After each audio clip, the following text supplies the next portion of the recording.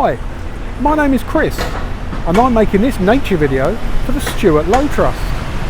Today I'm on Farringdon Road and I've come to see the City of London's nature-friendly public planting outside of Plumtree Court, the Goldman Sachs building.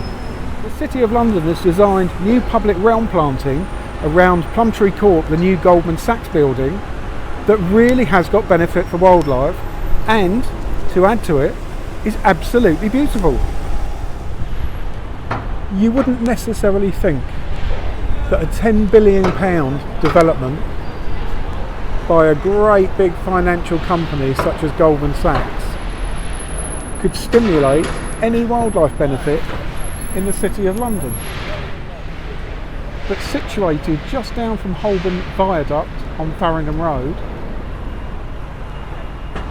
the Goldman Sachs development released Section 106 planning gain funding as a condition of it passing planning that paid for the City of London to new public realm, and as part of that it did planters all around the building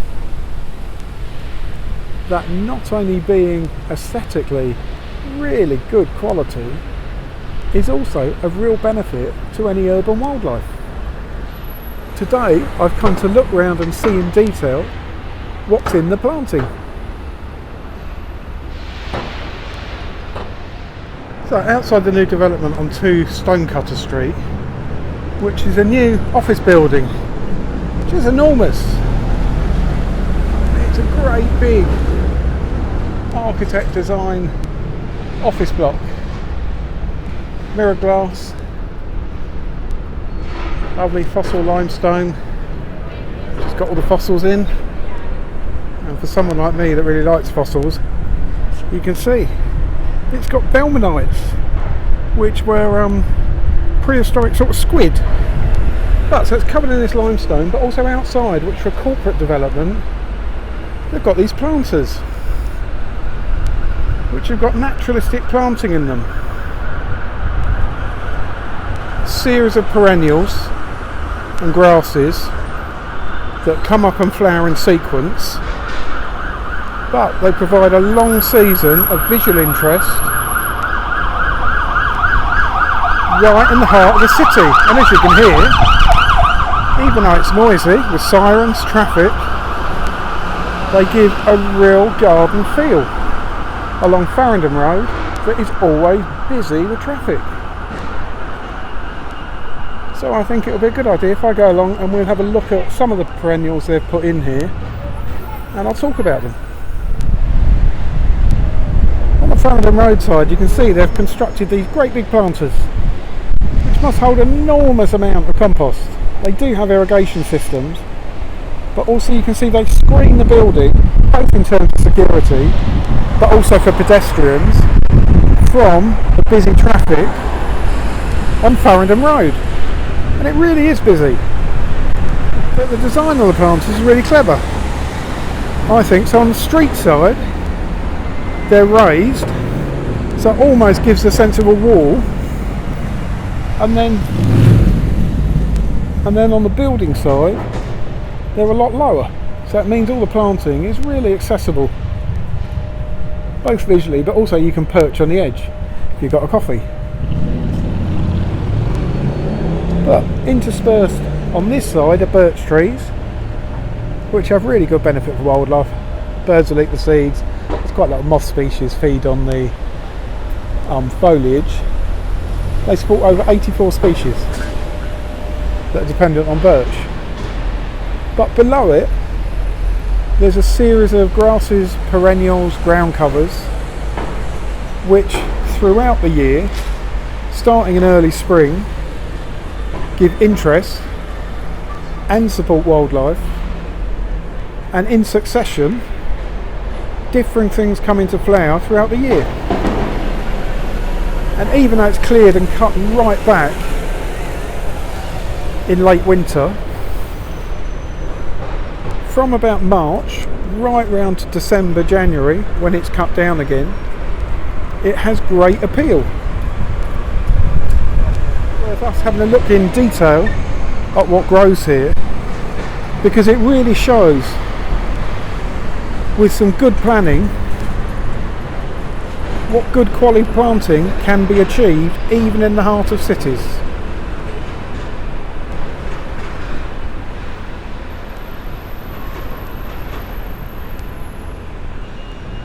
A lot of the planters that have been done in the City of London, I mean the City of London has a real good record for doing habitat planters, but they've worked a lot with Nigel Dunnett, Professor Nigel Dunnett for the University of Sheffield, to firstly to do green roofs, but they also did public realm planting as part of the landscaping department there. And they did some quite famous planting at Barbican, and they developed this compost mix, and it was originally designed for green roofs, and so it's a really open mix which is very free draining, not particularly high nutrient, but it's quite interesting. So part of the adaptation for being up on roofs is a lot of it is made up things like this, which is expanded clay particles. You'd often see this in office planters where they grow in parts of hydroponics without any soil, but also it's got a lot of crushed brick and other building waste, so it's really sustainable, but also brick is full of air, so it's really lightweight. And so having all these open poured elements like crushed brick and expanded clay means it reduces the weight. So it means it's not very high nutrient, it's really open and free draining, it will hold on to some moisture but it let the excess drain away quickly. But when it's used to fill big planters like this, it means there's a really good open root run, but also being low nutrient means you don't get an awful lot of weed growth. And also it keeps the competition of all the plants, they don't overgrow each other because there isn't a lot of vigorous growth. So I think it's going to be quite noisy because there's a lot of traffic and a lot of sirens going off today, something's going on. But we'll have a look at the sort of the planting mix. And so you can see, I mean one of the elements of naturalistic planting is grasses. And you can see these clumps of Cecularia grasses. And you can see how they move in the wind. And if you think in the city there's always gusts of wind as it's channeled down between the buildings, so you get these big drafts, but it means it's constantly in movement, which means it's visually really dynamic and also gives it a real long season of interest. So you've got these Cecularia grasses are the lower green tussocks, but then waving about next to them a lot higher, really diaphanous and see-through, but given this constant dancing movement, are Millennias, moor grasses, that naturally grow on moorlands. So they're like regular moisture, but they're quite forgiving. And they have a long season with these tall flower heads. In between them they have clump forming perennials that give season of flower. So up here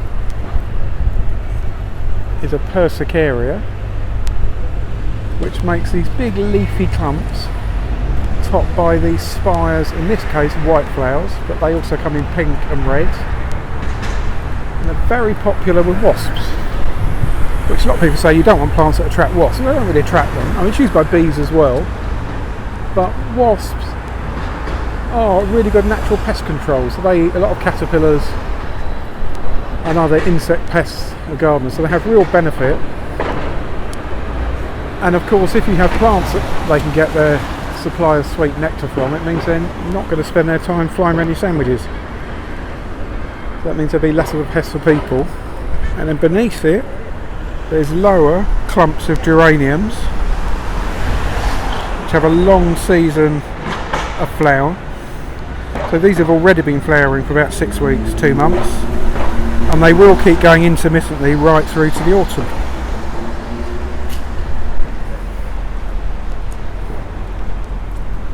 So you come around, you have these betonies with these lovely purple lipped flowers, and so these are loved by bees. And if there's any about, they'll find a really good nectar bar here. There's a bumblebee just working on the back there. in the focus. Oh, he's moved. He's there. Here we go. And if you think there might not be many bumblebees working the flowers in the city, but at least with this planting, it means that any that are here have a really good supply of forage. So the ones that are here really benefit from this sort of diverse, wildlife friendly planting.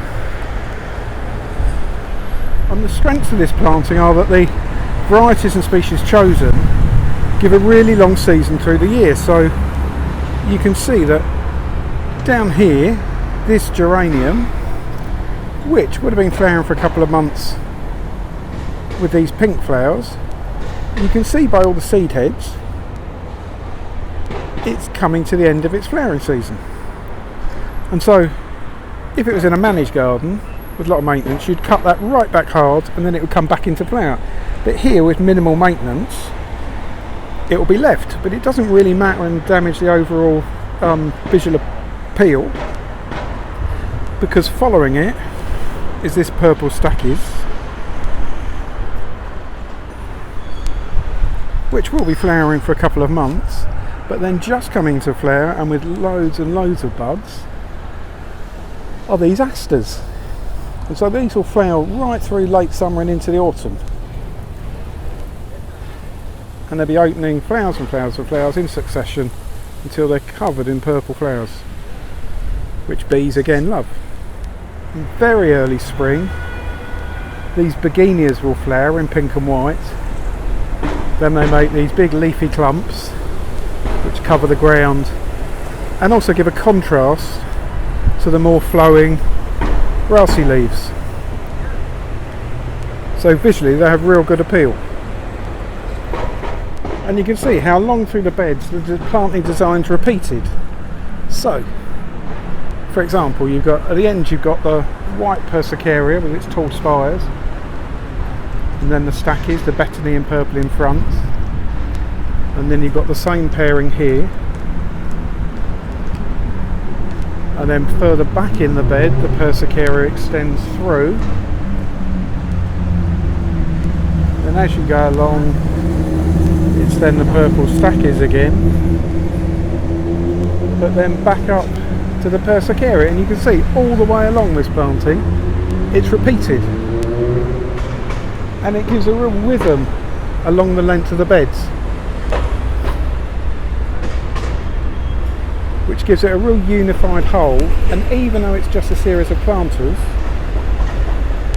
it gives a real naturalistic feel. I mean, this could be a meadow bank somewhere. It's like a stylised version of a natural bank.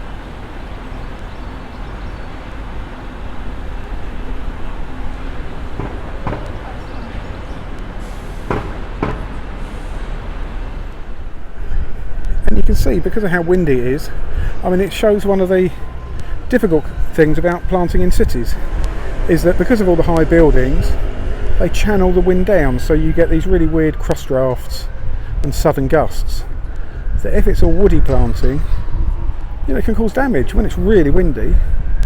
But all of this softer herbaceous stuff can just flow with the wind, just like in a meadow. And so all the grasses will bow down as the gusts come past, but then just spring back up. But also it makes the most of it, so it doesn't get damaged by the wind, but also visually it's constantly in motion. With every slight breeze it's dancing. So as a contrast to these great big static solid buildings, all these dancing grasses are just beautiful.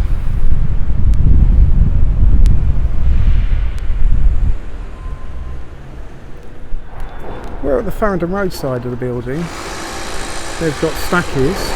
Apologise for the drilling.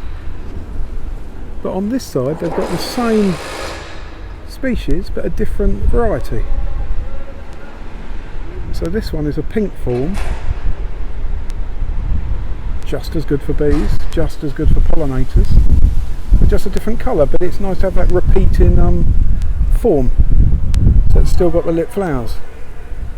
I mean, just coming to the end is this geranium, which has a lovely strong purple magenta, but this is actually a native species, which is the bloody cranesbill, so called because its leaves can go blood red in the autumn, but it's just coming to the end of its first flush of flowering, and in the garden you'd cut it hard back, almost right down to the ground, and then it would regrow and flush with flowers again. But even if not come back, it will still produce intermittent flowers right through into late autumn. Could even go up to Christmas.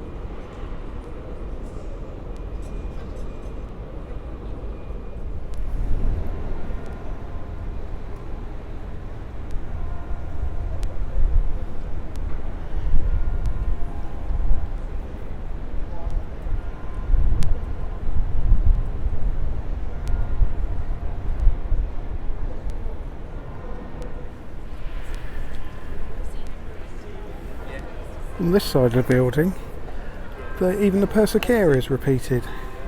So whereas on the Farringdon Road side it's a white flowered form, on this side it's a pink form.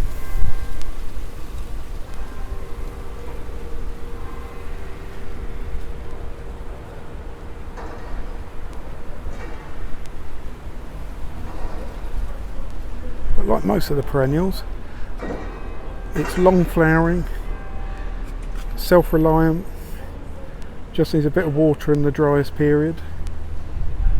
But like all the planting, it can just get on with it. Doesn't it look great?